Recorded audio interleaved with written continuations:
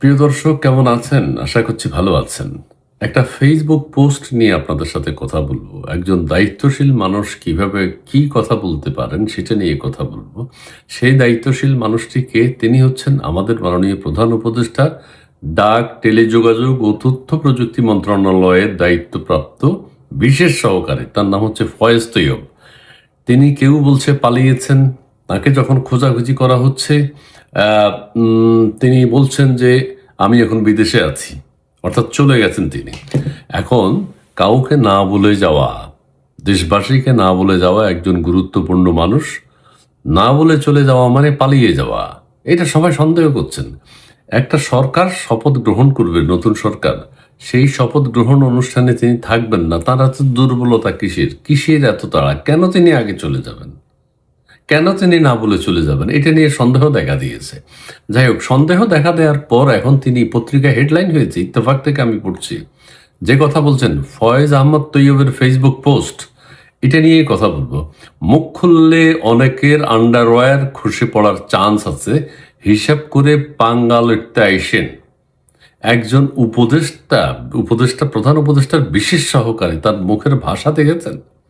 মুখ খুললে অনেকের আন্ডারওয়্যারও খসে পড়ার চান্স আছে। হ্যাঁ, তো মুখ খোলা, আপনি একজন অনেস্ট উপদেষ্টা যদি হয়ে থাকেন, বিশেষ সহকারী হয়ে থাকেন প্রধান উপদেষ্টার, কি জন্য কাদের আন্ডারওয়্যার খুলে পড়বে? তার মানে তারা অন্যায়কারী, তারা দুষ্কৃতকারী, যাদের আন্ডারওয়্যার খসে পড়বে, তাদের নাম বলতে আপনার অসুবিধা কোথায়? অসুবিধা কোথায়? দেশবাসীর প্রশ্ন তো এটা। মুখ খুললে অনেকের আন্ডারওয়্যারও খসে পড়ার চান্স আছে, তাহলে আপনি মুখ খুললেন না কেন? অপরাধী কারা, তাদের বিরুদ্ধে ব্যবস্থা নিলেন না কেন? আর শেষ অংশ কি? হিসাব করে পাঙ্গা লড়তে আসেন, হিসাব করে পাঙ্গা লড়তে আসেন, হুমকি দিচ্ছে। মানে তার বিরুদ্ধে যারা সমালোচনা করছে, অথবা তার মন্ত্রণালয়ের কাজের সময় যারা, আমি জানি না কি হয়েছে, হিসাব করে পাঙ্গা লড়তে আসেন, তার মানে তার শত্রু আছে। আর এই মুখের ভাষাটা দেখেন, হিসাব করে পাঙ্গা লড়তে আইসেন, এগুলো কোন জায়গার ভাষা? রাস্তাঘাটের ভাষা। ঠিক আছে, মাস্তানরা, টোকাইরা এসব কথা বলে। টোকাই বলতে আমি খারাপ অর্থে বলছি না, অনেকের মুখের ভাষা ভালো। একজন উপদেষ্টার বিশেষ সহকারী, প্রধান উপদেষ্টার বিশেষ সহকারীর মুখে এই কথাটা মানায়? হিসাব করে বাঙ্গালোরতে আইসেন। কাদেরকে হুমকি দিচ্ছেন? যাদেরকে আপনি শত্রু মনে করেন, তারা যদি দেশে শত্রু থেকে থাকে, আপনি কেন তাদের নাম বললেন না? কেন তাদের বিরুদ্ধে ব্যবস্থা নিলেন না? এখন বিদেশে গিয়ে আপনি ফেসবুকে পোস্ট দিলেন, মুখ খুললে অনেকের আন্ডারওয়্যার খসে পড়বে, হিসাব করে পাঙ্গা নিলেন। নিজে পালিয়েছেন, নিজে পালিয়েছেন কেন আপনি? টেলিকম খাতে দুর্নীতি করার কোনো সুযোগ রাখেননি বলে দাবি করেন ডাক, টেলিযোগাযোগ ও তথ্য প্রযুক্তি মন্ত্রণালয়ের দায়িত্বপ্রাপ্ত প্রধান উপদেষ্টার বিশেষ সহকারী ফয়েজ তৈয়ব। ঠিক আছে, দুর্নীতির কোনো সুযোগ রাখেননি, তাইলে আপনি আগে চলে গেলেন কেন? আপনি শপথ অনুষ্ঠানটা হোক, নতুন সরকার দায়িত্ব বুঝে নিক, তারপর আপনি বিদেশে যান। আপনারা তো সবাই বিদেশের নাগরিক। এরা কেউ কিন্তু ভোটও দেয়নি, আলী রিয়াজ সাহেবও কোনো ভোট দেয়নি। প্রত্যেকে বিদেশি ভোটার, কারো পাসপোর্ট নেই বাংলাদেশ।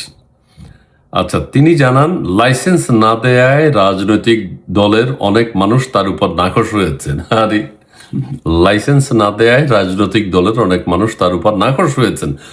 তো সেইটা, আপনারা এত শক্তিশালী সরকার, আপনি তাদের নামটা বলে দিতে পারলেন না? আপনার ভয় কিসের?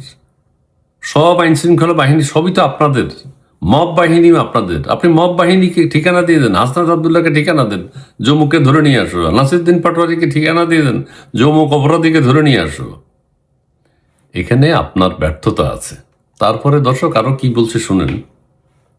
তিনি বলেন, মুখ খুললে বহু ভদ্রলোকের শুধু প্যান্ট খুলে যাবে না, বরং আন্ডারওয়্যারও খসে পড়ার চান্স রয়েছে। মানে এত অন্যায় করেছে ওই ভদ্রলোকরা, ভদ্রলোক হয় কিভাবে?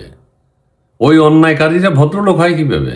যাই হোক, বলছে মুখ খুললে বহু ভদ্রলোকের, এভাবে হতে পারে আমরা যাদেরকে ভদ্রলোক হিসেবে জানি। হ্যাঁ, যদি এত অন্যায় করে থাকে, প্যান্ট নয় আন্ডারওয়্যারে খুলে যাবে, তার মানে মহা দুষ্কৃতকারী। সেই দুষ্কৃতকারীদের নাম আপনি বলেননি, আপনি নিজেই অন্যায় করেছেন। ঠিক আছে, আন্ডারওয়্যারও খসে পড়বে তাদের। তাই আমার সাথে হিসাব করে পাঙ্গা লড়তে আইসেন। ওরে বাবা, তাকে মনে কেউ হুমকি ধমকি দিচ্ছে। বরং আমার কাজ নিয়ে সমালোচনা করুন, দেশের 2 পয়সা উপকার হবে। ঠিক আছে, ঠিক আছে ফয়েজ তৈয়ব সাহেব, আপনাকে নিয়ে অনেক কেলেঙ্কারি আছে, অনেক কথা আছে। আপনি সবচেয়ে বড় অপরাধ করেছেন, আপনি দুর্নীতিবাজদের নাম বলে যাননি। বিদেশে থেকে এখন পর্যন্ত তার কোনো দায়িত্ব নিয়ে কাজ করতে পারবেন না। ফেসবুক পোস্টে ভয়েস তৈয়ব বলেন, টেলিকমের দুর্নীতির প্রধান উৎস লাইসেন্স দেয়া। হ্যাঁ, বাংলাদেশের ইতিহাসে প্রথম দায়িত্বপ্রাপ্ত মন্ত্রী প্রতিমন্ত্রী হিসেবে আমি কোনো লাইসেন্স দেইনি। ঠিক আছে, ভালো কাজ করেছেন। ফলে দুর্নীতি করার কোনো স্কোপ আমি রাখিনি। ভালো করেছেন তো, ভালো করেছেন, দুর্নীতি করার কোনো স্কোপ রাখেননি, কিন্তু মহা দুর্নীতিবাজদের নাম আপনি প্রকাশ করেননি।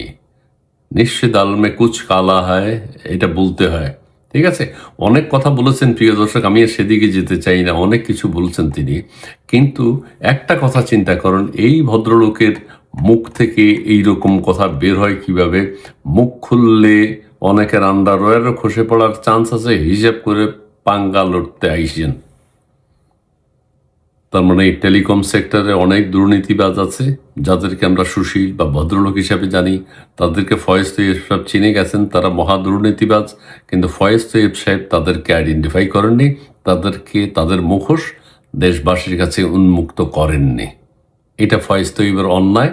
দ্বিতীয় অন্যায় হলো উনি না বলে না কয়ে সবার আগে দেশ ছেড়ে চলে গেছেন। বিষয়টা ভাববেন। জি প্লিজ, ধন্যবাদ।